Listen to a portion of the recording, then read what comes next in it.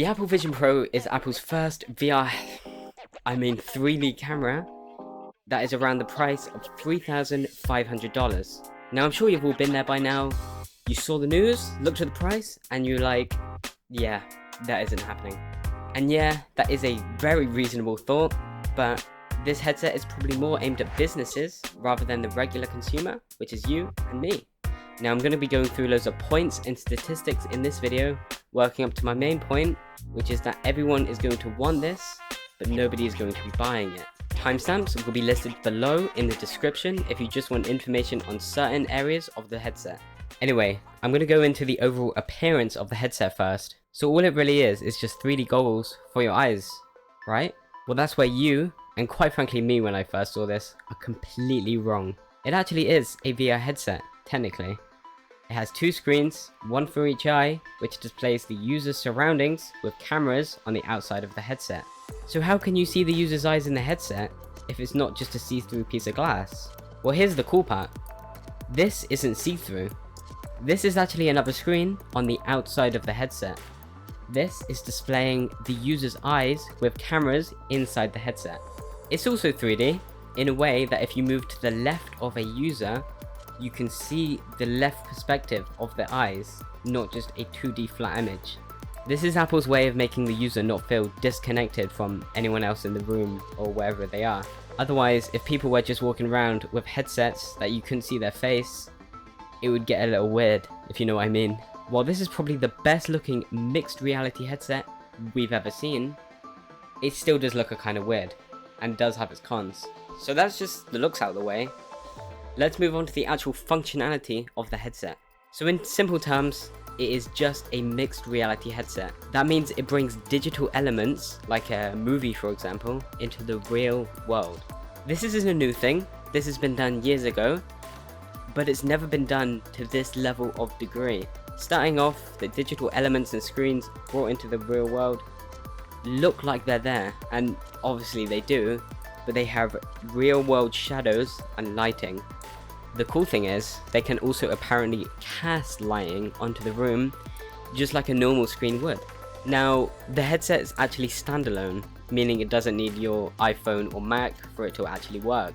It does have a similar operating system to the iPhone or the Mac, and it's called Vision OS.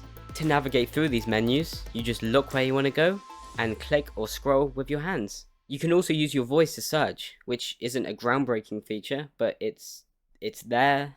The next section of the trailer focuses solely on photos and videos.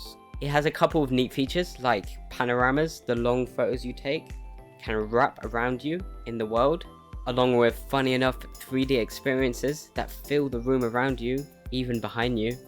But the main feature of this section is that the headset will be able to take photos and videos. This would genuinely be an amazing feature, but whoever is recording the video does look a kind of weird, like this guy here. Next on the trailer is entertainment. Bit of a running theme on this headset, it basically just enhances your watching screen experience. For instance, when watching a movie, the area around you will lighten and darken depending on what the movie's doing. The trailer also shows that you can bring in a new environment and sit in it. This isn't really new, this is just VR at this point.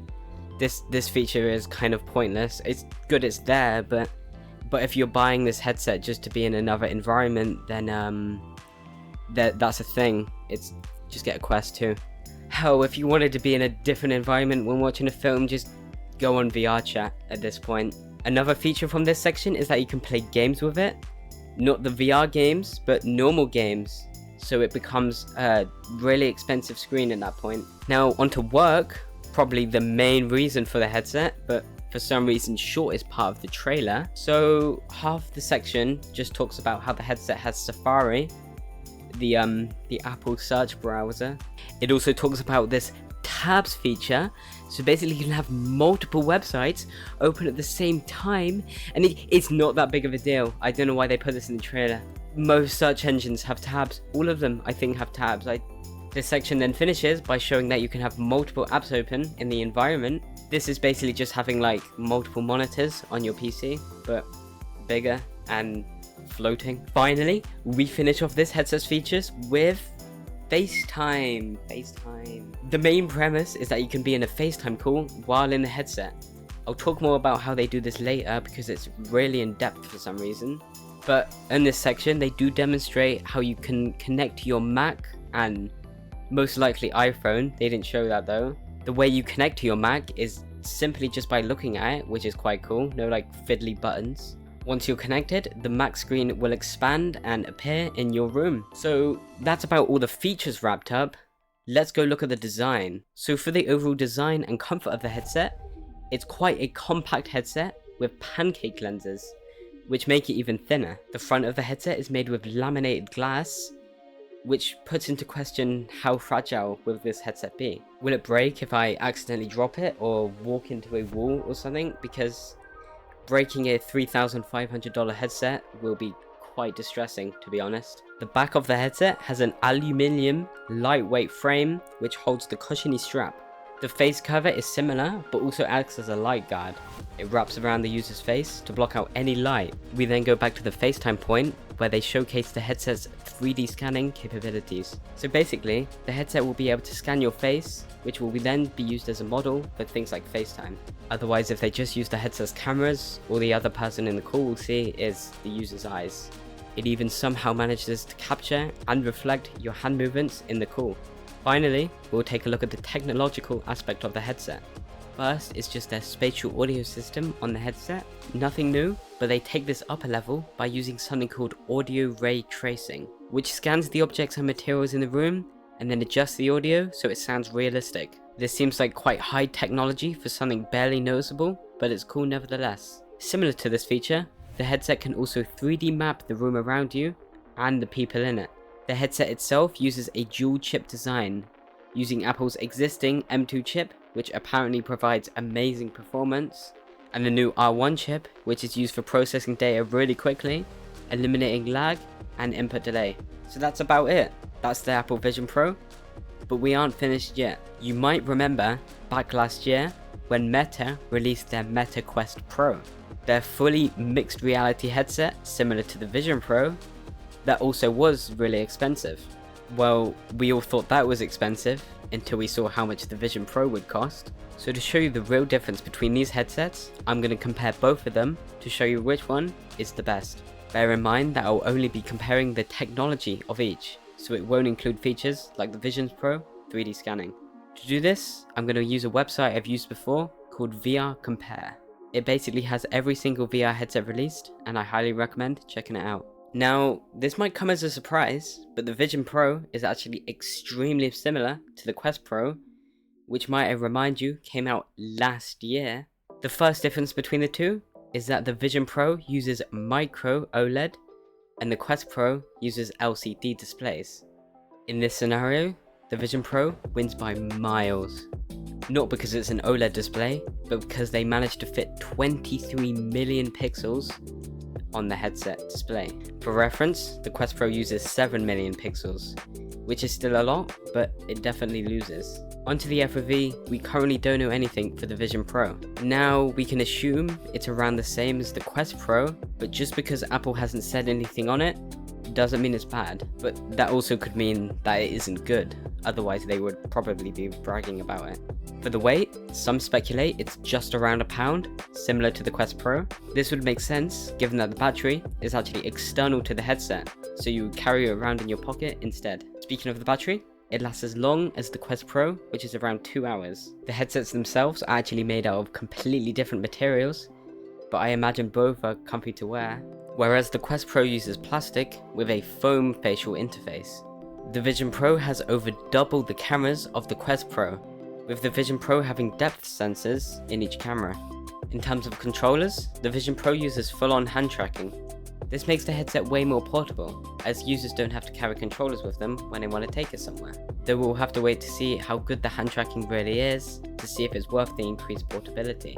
We don't know anything yet about the connectivity or storage on the headset, so we can't compare those areas yet. I'm definitely not going to go into detail with the system specs of each headset, but I'll show them right here, hopefully. But that's about all the comparisons we can make so far. I would usually make an overall to see which headset is really better, So with all that data, I'll let you decide what you think about each headset. I was going to compare the Vision Pro with the Quest 3, however there's just not any specs or enough data on either of them to make a worthy comparison, so I'll leave that for now. One thing worth noting though is that the Meta Quest 3 was revealed on June 1st, and then just 4 days later, Apple reveals the Vision Pro. It's clear that the Vision Pro will be competing with the Meta Quest Pro instead of the Meta Quest 3. But the release of the Meta Quest 3 can affect sales of the Vision Pro, especially as the Meta Quest 3 will have full color pass-through, meaning that it can be used for mixed reality as well. Now, I'm just going to finish this video with a quick rundown of the pros and cons of the Vision Pro. Starting with the pros, of course, we have the technological aspect of the Vision Pro. This headset is one of, if not the most powerful and well-performing mixed reality headsets on the market. This is mixed reality at its finest, with the latest advancements of VR technology, especially with that resolution. Another pro would be the multiple new features and improvements of old features that were listed at the start of the video, so I'm not going to go over them again. Also, as it's an Apple device, it has connectivity between all your existing Apple devices. It even uses that standalone operating system. Not very good if you're a Samsung user though. It does have the added benefit that it's the most immersive mixed reality headset on the market, even if that market is an expensive one. And lastly, it has its own unique design, which is comfortable and inclusive to the wearer. It's fully adjustable, plus some parts like the facial interface can be removed and replaced if needed. Starting with the cons then, we have the price of course, $3,500 for a single headset. That's just expensive, even for businesses. This is a new piece of technology, but electronics can break. So for that amount of money, I hope it lasts an entire lifetime. Even though that it is quite technologically advanced, its main purpose is just to bring a screen into the real world, which may technically increase productivity, but I just don't see it being a worthy investment for people or even businesses. Another point is that there are no games, and it's just a mixed reality headset. I think gaming is one of the most popular categories in the VR industry nowadays, and a headset that can't do that isn't one that people want. In fact, there are multiple reasons that people don't buy any VR headsets, other than the fact that there are no games or they're not interested in the games. People are afraid of getting motion sick. While this is probably the most resolution we've seen on a VR headset, people can still get motion sick from it, especially as they're still looking at screens. Leading on from this, one huge problem with this headset is that you cannot wear glasses while wearing the headset. Meaning, if you really need glasses to see, or even to see better, you can't use this headset basically.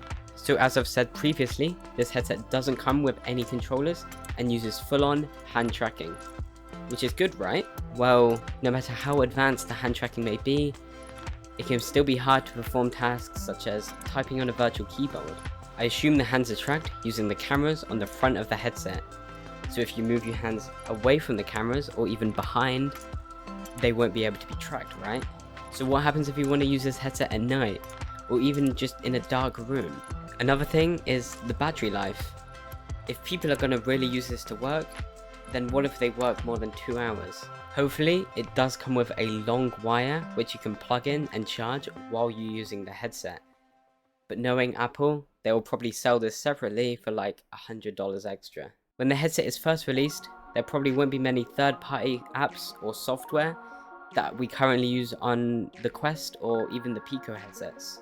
As this is Apple's first headset, it uses a completely new operating system, which means it can be hard to port existing apps and software onto the Vision Pro. And that's if Apple even lets them. Let's just hope we won't have to use Apple apps exclusively. Another area we should go over is the health issues when wearing the headset. And no, I'm not going to tell you you're going to get square eyes just for looking at it too long, but issues can arise from staring at a screen all day. Personally, I've been using VR headsets a lot for around 7 years now, and my eyesight's completely fine. Finally, privacy is an issue that comes up a lot when talking about VR headsets, especially one like this. If someone were to gain access to your Vision Pro, they would assumedly be able to use all 12 cameras on their headsets to watch everything you do, which would be logging in to something, or even creating an account to something, and just generally your life. Obviously this isn't a good thing, but the good side is this hasn't really been an issue in the past. And I think Apple will have implemented great security for something like this, so it won't really be much to worry about, but it is still a possibility. So there it is. This technology is absolutely amazing, and I don't want to deter from that. But with that price, and with everything I've explained, nobody is going to be buying that. I mean, sure, this headset could definitely have helped me when making this video, from making the script to reading the script right now, and I don't have to keep looking back and forth. Especially because when I make scripts, I like to just pace back and forth around my room and write as I go. So a portable headset on my head, showing everything around me, would have been great when writing, right? But do you know what else I used instead? Which I already own, in fact? It's this, my phone, which is actually a lot cheaper than this headset. That's all for this video. I hope you guys liked it, because I'm standing up for this one, which is unusual. I'm usually sitting over there. Mic should be alright, camera should be alright. Tell me if it isn't. And also, tell me your thoughts on the Vision Pro, because those were mine. And now you tell me yours. But I will see you, hopefully, again. Come back, subscribe, there it is. Like, do whatever, really.